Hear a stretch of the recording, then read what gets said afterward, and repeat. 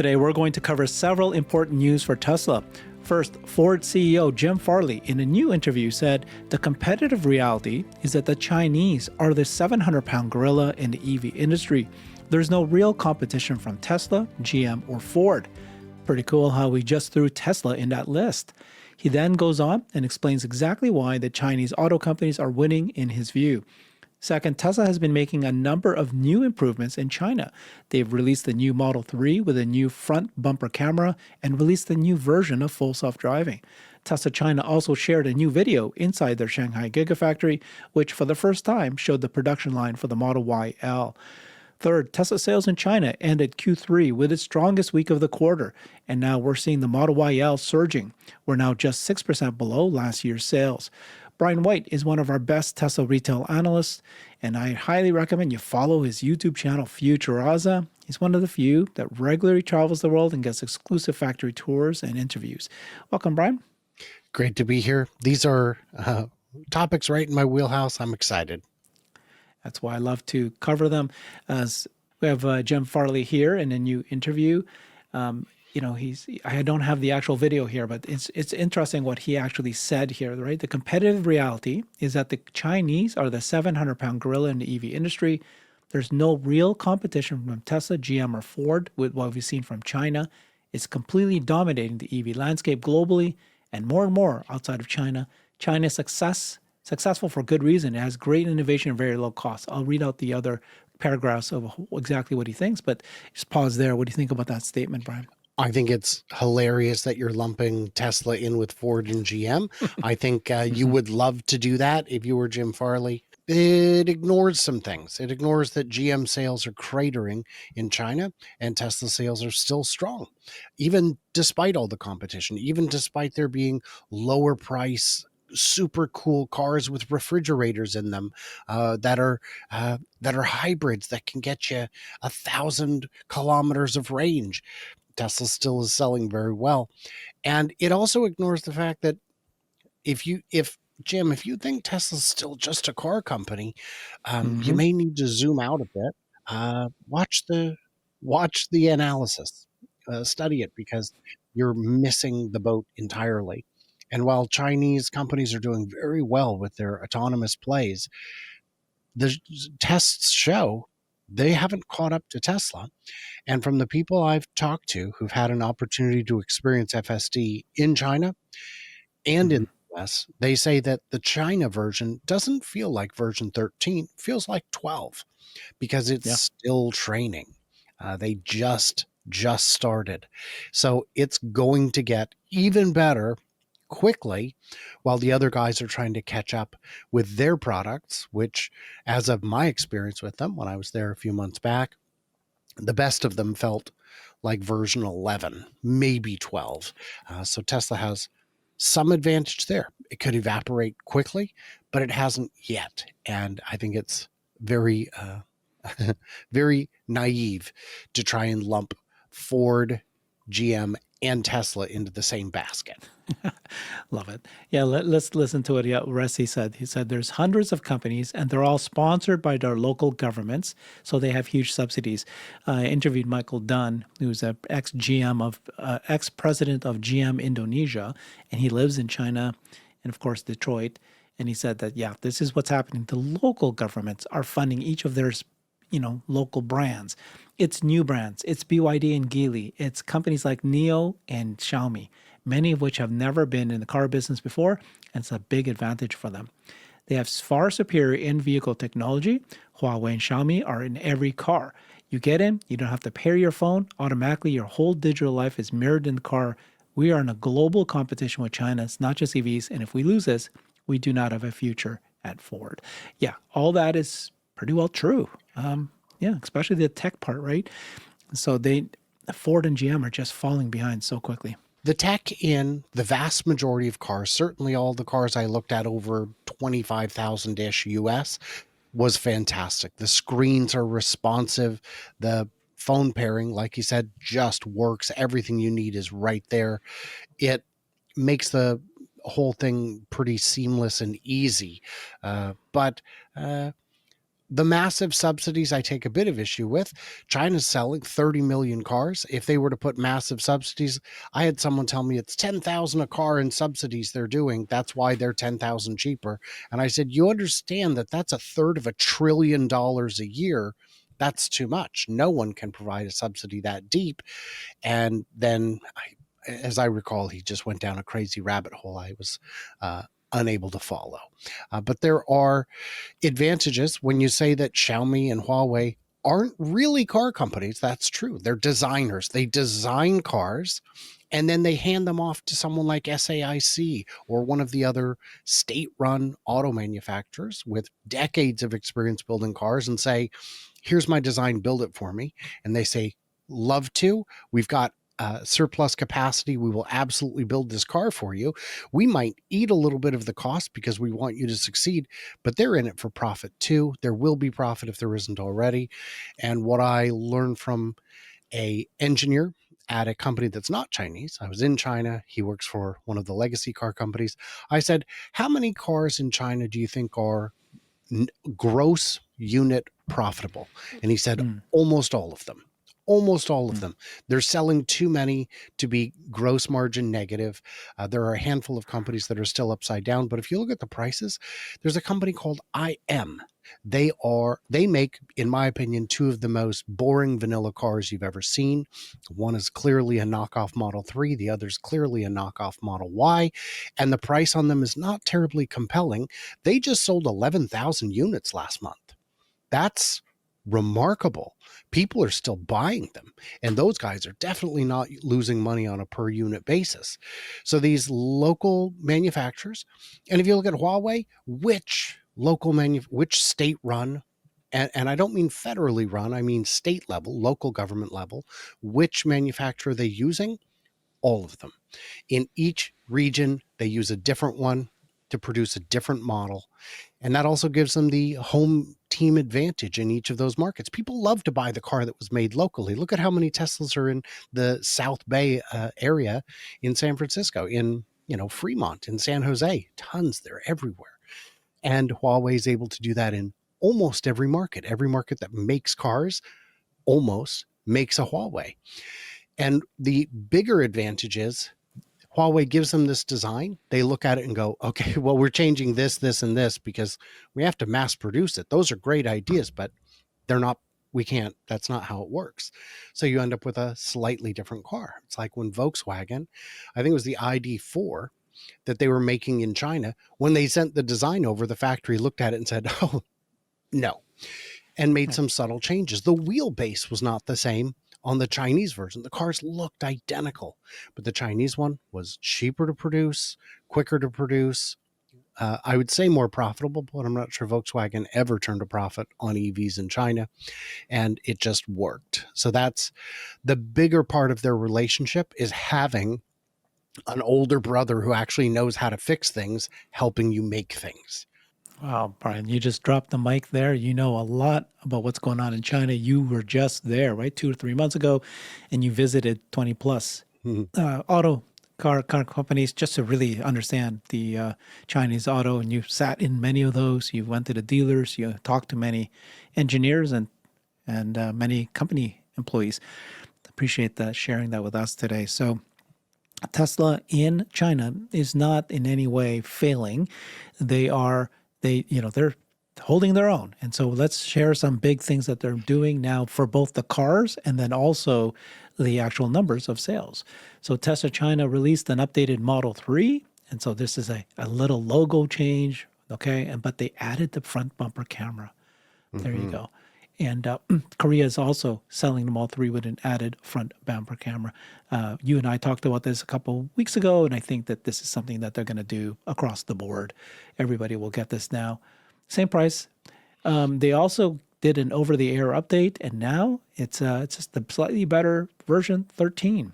Version 13.2.9 is what they're getting now. And so that's something that we've been waiting for. Begins rolling out for Chinese users. So 7 months after FSD's arrival in China in February, Chinese FSD users can finally access the latest versions. So that's great. And then let's watch this. Tesla China decided to share this. I don't know why, but this is their video of what's inside the Shanghai Gigafactory. And then for the first time, they're showing the production line of the Model YL. So keep an eye out for that.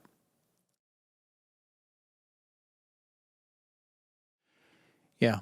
I don't know. It sounded like a country music. Tesla China, dude. Built China tough.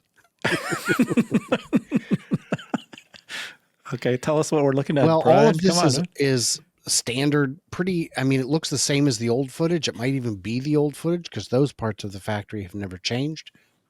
And I swear this is footage from the video we got called Mega Factory about 2 years ago. I think this is not new footage so far. And spotting the YL in this video might be challenging. No, it's coming. I saw it. Why is it challenging? What's that? So a lot of this is old footage. This is from the Mega Factory video 2 years ago that I spent hours and hours translating because they only published it in Chinese. I didn't know that's how they did that. That's so cool. Wow. You got to get in all the nooks and crannies.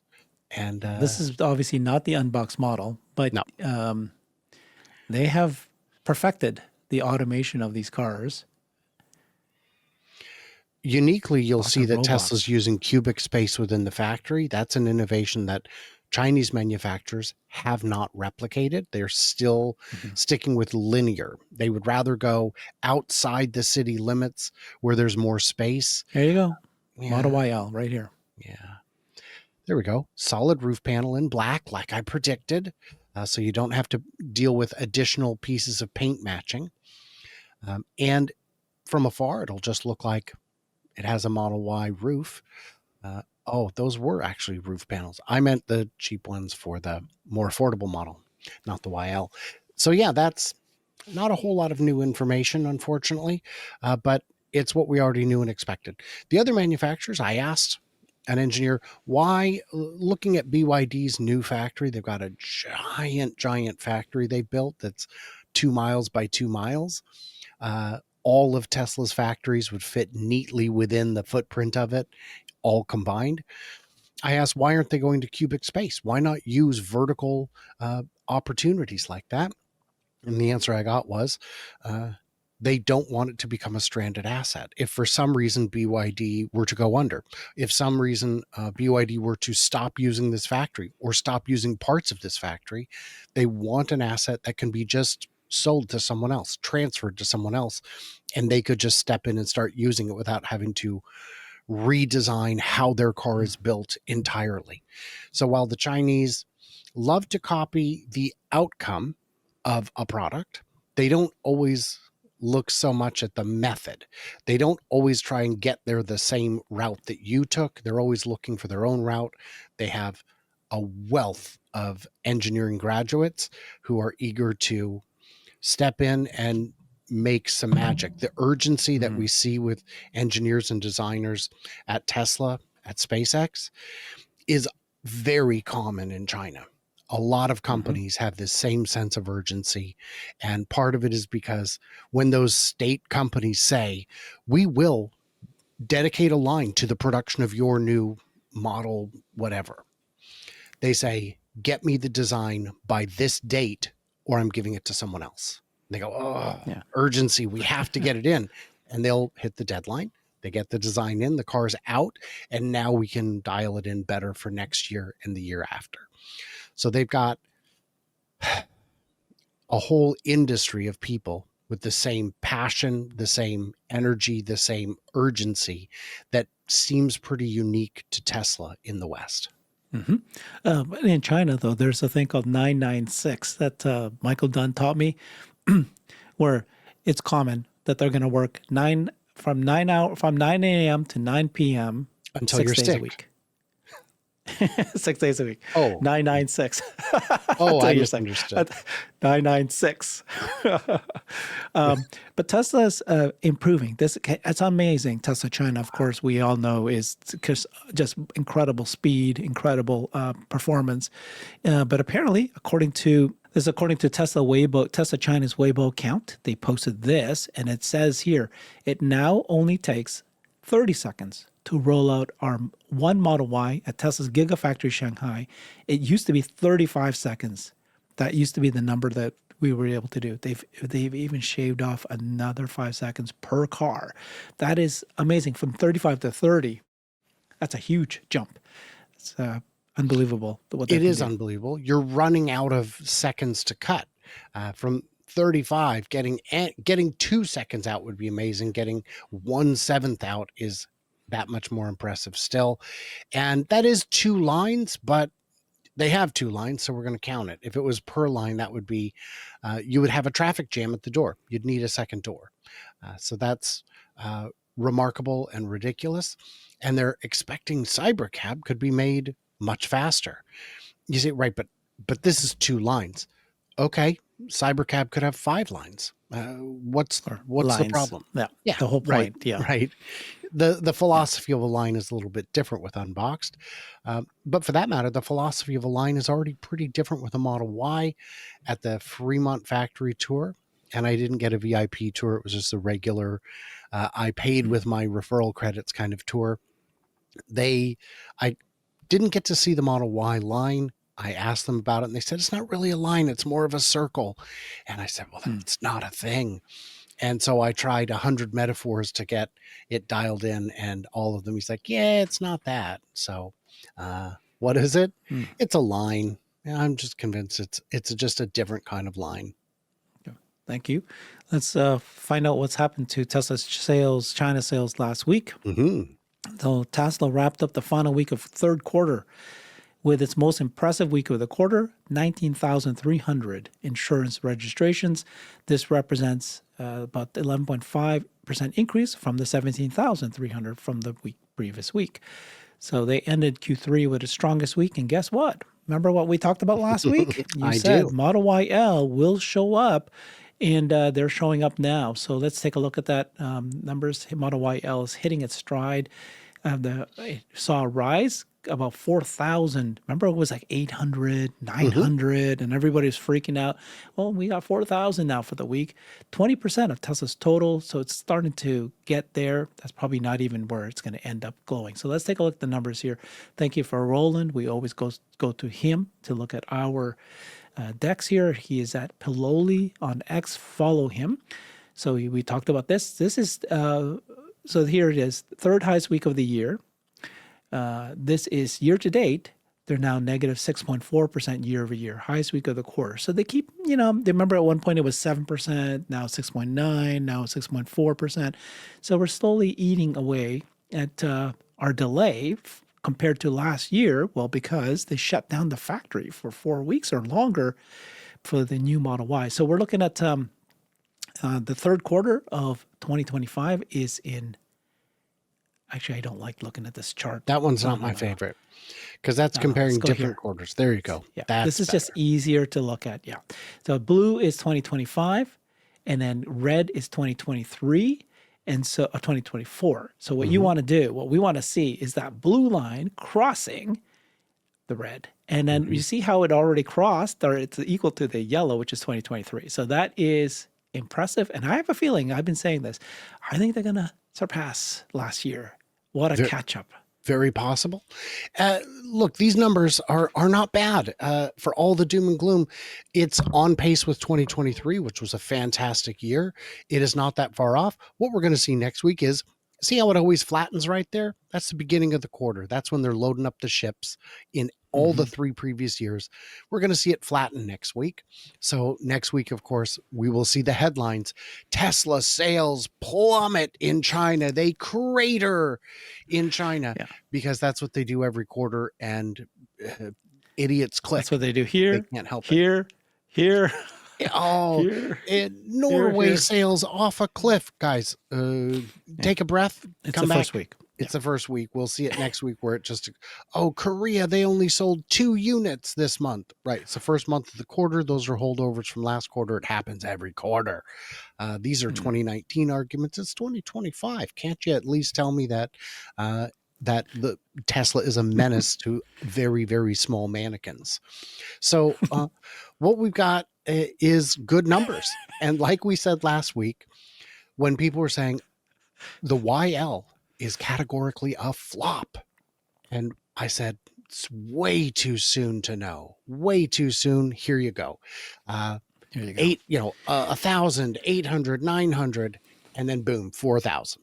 It was 800, 900, and here you go. Look at the red. Okay, the red is the Model YL, the yellow is Model Ys, and the green is Model 3s.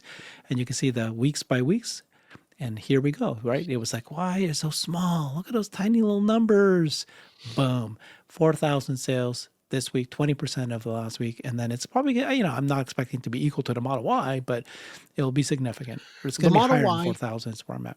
The Model Y has 3 trim levels, 4 if you count the YL. For it to make up 1/4 of sales is about right to me. I think different people want different trim levels, and this is one of them. So I would say that people say, well, they should be selling more. I go, no, you need to have all the pieces. You need to have all the parts to build and sell a car, and you cannot sell a car that you haven't built. Well, if Tesla's such an amazing company, why are they still slow to ramp? It's just how it's done. This isn't slow. This is normal. You can't tell you could tell all your part suppliers, I want all of the parts a month in advance so there's never any delay. All that's doing is taking up space, tying up inventory, risking stranding those assets when you make a small change, and now you've got a month worth of product to throw away. That's not how business is done. People are out inventing things to get mad about, because if they look at the real picture, they'll see what we see and just be very, very sad that they didn't have the foresight to invest when we did. Is it fair to say if it's 4,000 for 1 week? Okay, I'm just going to do rough math, 16,000 a month, 200,000 in a year. Mm-hmm. Yeah, that's reasonable. I think we don't yet know what the true demand is. I think demand is still artificially high. I think there's a backlog of YLs. Even if they're going to have some inventory units available here or there, that doesn't mean that they're not still back ordered for most customers in most places. And some people want a different color or different wheels, whatever it might be. I want a tow hitch. So then you have to wait for those. But this is, to expect, again, 25% of Model Y sales to go to YL, perfectly ordinary, reasonable. It may even be higher than that. It may expand the market so that those Model Y customers still exist and the YL customers tap into a market that just needed a comfortable third row. This would work for them. And then just to clarify for the viewers, your prediction for the Model YL making the experience in the United States is opposite of almost what everyone else is saying. Mm-hmm. You're standalone. You're saying that first half you 26. think that Elon was not saying that, was not trying not to cannibalize the Model Y, and so he said Model YL will come into the United States at the last quarter of next year, if ever. We may not even do it. And you're saying, no, it's going to come to the United States, and you think it's going to be first half of next year. It's going to be sooner than people realize. Yes. And I believe that because they, did you know right now, as we speak, Giga Texas is offline. I think I can explain that. That's pretty straightforward. Let me hear it. You think I'm wrong? Okay, well, of course, they're delivering all the cars, and so they instructed all of the employees to stop the production in Giga Texas and go hands on in deliveries of cars. That was yesterday. And then they're going to take it down for maybe retooling or whatever. But I think it's going to be the creation, the new Model Y, the more affordable vehicle. Okay, that's what they're for. It could be that. Could be. It could be both. It could be both. And one thing that Tesla famously does is announce a car way too early. With the Model Y, YL, they didn't. They waited until it was essentially ready to roll within a couple weeks of customer deliveries. So I don't think we're going to get much advance notice. And I think they would be crazy to ignore it. Q4 is historically strong, but the end of the credit is something we haven't seen in the middle of a year. Last time the credit phased out, it did so conveniently at the very end of the year. So this could be a way to increase sales into Q4 and carry it into Q1, because I don't think they'd be able to So you're satisfy all the now demand this saying that quarter. you're now saying you think that Model YL could actually make its appearance this quarter, next quarter, this quarter. I mean, it's possible, but I just think first half 26 is when I expect to see it. Makes sense. Yeah. All right. I was just wondering why you were saying that, why are they doing a shutdown of the production line? Probably nothing. Yeah. All right. I just thought you were referring to the Model YL. I thought that's what you thought it was. It's entirely possible, but all right. I asked Joe Tegmeyer to speculate and he declined, which is why. You should have done the same thing. I'm just kidding. Okay. No. I love that you have independent thinking and you stand by that you do think that there's no reason why they would not. Too many double negatives there. There are too many benefits to the Model YL to the US market.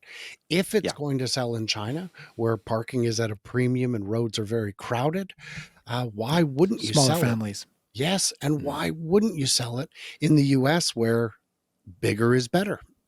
Everybody likes their oversized cars. This is plus sized. Yeah. Perfect. Just like Americans. Thank you, Brian. Yes, I knew you were going to say that. FutureAza, check him out there. Plus size YouTube channel. It's worth it. Follow him there. FutureAza. Thanks, everybody. Bye-bye. I've created a website that is the most comprehensive resource for the Tesla investor. Please check it out. Simply go to my website at herbertong.com.